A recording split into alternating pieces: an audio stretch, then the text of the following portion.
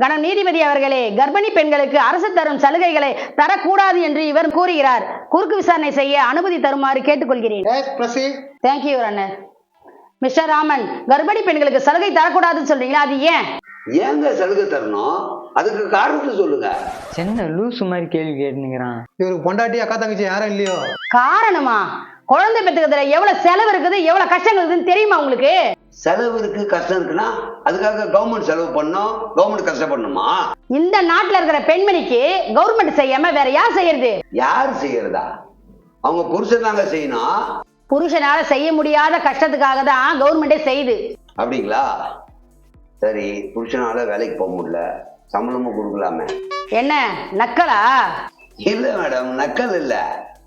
ஒரு பெண்மணிக்கு அவங்க கணவரால செய்ய முடியலன்றதுனால அரசு செய்யுது. கணவருக்கே வருமானத்துக்கு வழின்னா அதுக்கு கொடுக்க வேண்டியதானே. ஏருக்கு மாறா பேசுறான் அந்த ஆளு. அரசு எதெல்லாம் செய்ய முடியுமோ அதை தான் செய்ய முடியும், நீங்க சொல்றதெல்லாம் செய்ய முடியாது. அப்படிங்களா? சரி, குழந்தை பிறந்தப்புறம் அந்த குழந்தைய காப்பாத்த போறது யார்? நாயா இது? அவங்க குழந்தை அவங்க தான் காப்பாத்துவாங்க. மயிலாட் தேவையில்லாத கேள்வி எல்லாம் கேட்டுட்டு இருக்காரு. இந்த வழக்குக்கு சம்பந்தப்பட்டது மட்டும் பேசுங்க. ஐயா, சம்பந்தப்பட்ட கேள்விதான் ஐயா கேட்டிருக்கேன். அந்த குழந்தைய இதுக்கப்புறம் வளர்க்க போறது யார் அப்படின்னா அவங்க குடும்பத்தினர், அவங்க தந்தை அப்படின்றாங்க. அவங்க தந்தை குழந்தை பிறக்கும் போது செலவு பண்ண முடியலன்றாங்க. அதுக்கப்புறம் எப்படி படிக்க வைக்க போறாங்க, எப்படி சாப்பாடு கொடுக்க போறாங்க, எப்படி ட்ரெஸ் வாங்கி தர போறாங்க, எப்படி மெடிசன் வாங்கி தர போறாங்க, எப்படி இந்த சமுதாயத்துல வளர்க்க போறாங்க? சரியான பாயிண்ட். குழந்தைய பெத்துக்கிறதுக்கு செலவு பண்ண முடியலையா, பெத்த அப்புறம் ஒவ்வொரு வாழ வச்சிருவாங்களாம். எப்படிங்க? பெத்துக்கிறதுக்கே மருத்துவ செலவு பார்க்க முடியலன்னு அரசு கிட்ட கை எதிர்பார்க்கிற இவங்க நாளைக்கு அந்த குழந்தைக்கு என்னெல்லாம் பண்ண முடியும் நினைக்கிறீங்க? ஒருவேளை கல்வி அரசு கொடுத்துடலாம், உடைகள் துணி யார் வாங்கி தர்றோம்? உங்க அப்பா தான் வாங்கி தர்றோம். வறுமையில இருக்காருன்னா காலம் ஃபுல்லா துணியை தரணும், எப்படி தருவார்? 3 வேளை சாப்பாடு எப்படி போடுவார்? ஒரு மருத்துவ செலவு எப்படி பண்ணுவார்? இந்த சமூகத்தில் அந்த குழந்தை என்னவா இருக்கும்?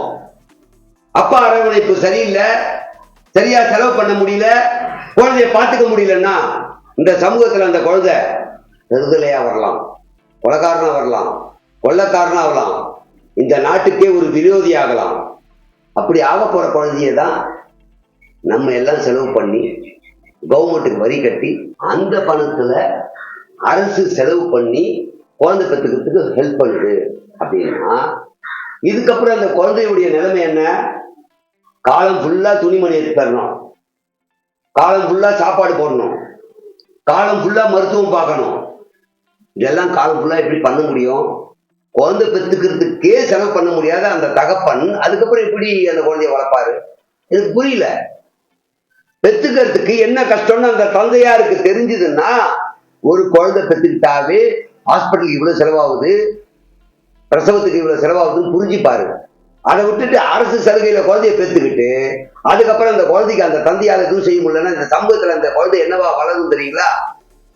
சமூக விரோதியா வளரலாம், கொள்ளக்காரனா கொலைக்காரனா இந்த நாட்டுக்கே எதிரியா கூட வளரலாம். ஏன்னா வறுமை கோட்டு கீழே இருப்பாங்க. அந்த அப்பா தன் குழந்தையை கவனிக்க முடியாது.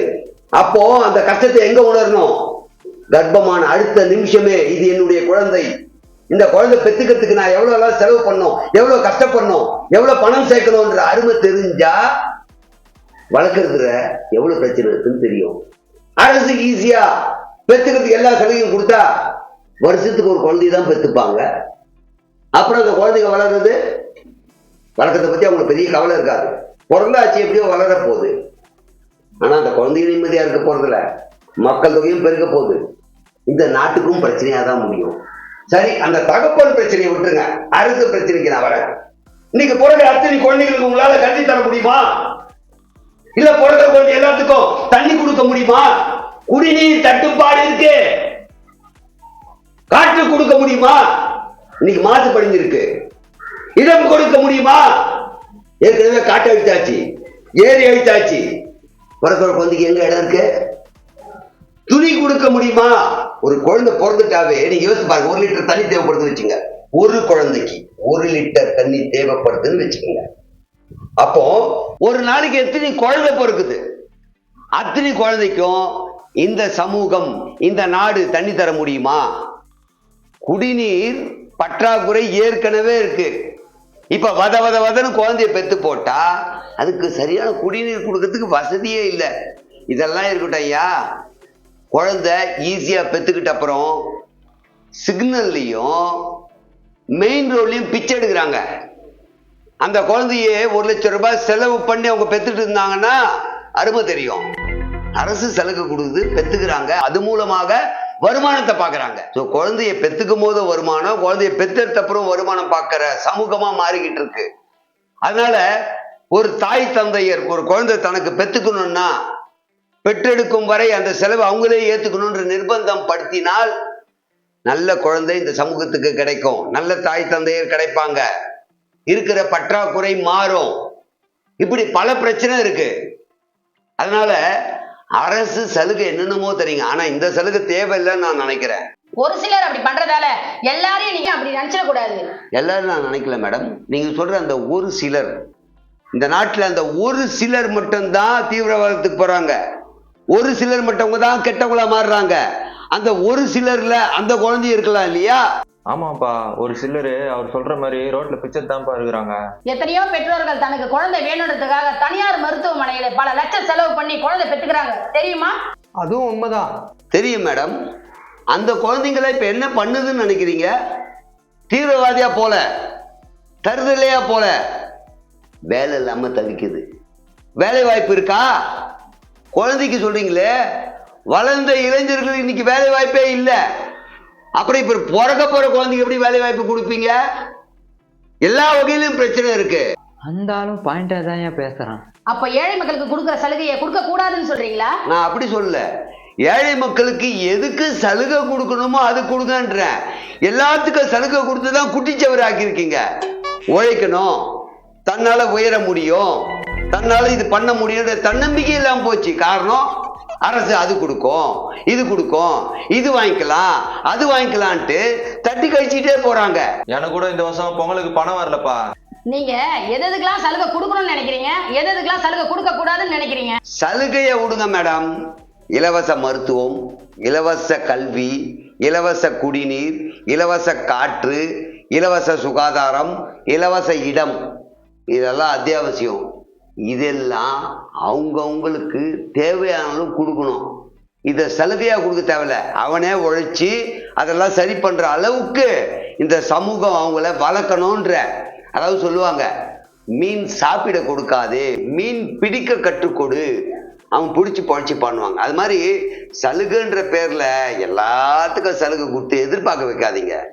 அவனே சுயமா சம்பாரிச்சு வாழ்ற அளவுக்கு இந்த சமூகத்தில் தலை நிமிர்ந்து நிக்கிறதுக்கு இந்த நாடு அவங்களுக்கு ஊக்கப்படுத்தினா போதும்ன்ற. தொழில் தொடங்கணுமா, கேள்வி முறை இல்லாமல் சரியான தொழிலுக்கு முன்பணம் கொடுங்க.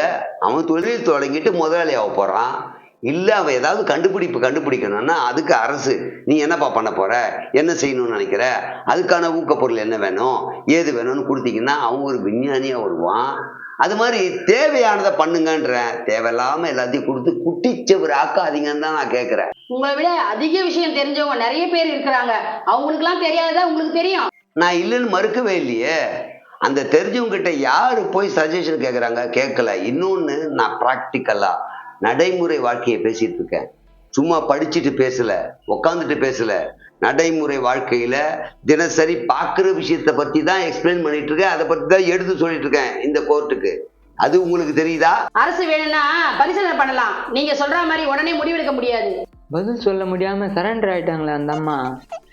யுவரானர், இவர் சொல்ற சில கருத்துக்கள் நியாயமாக இருப்பதால் அரசு பரிசீலனை செய்வதற்கு பரிந்துரை செய்யுமாறு மிக தாழ்மையுடன் கேட்டுக்கொள்கிறேன். That's all Your Honour. பரிசீலனை செய்வதற்கு உத்தரவிடுகிறேன்.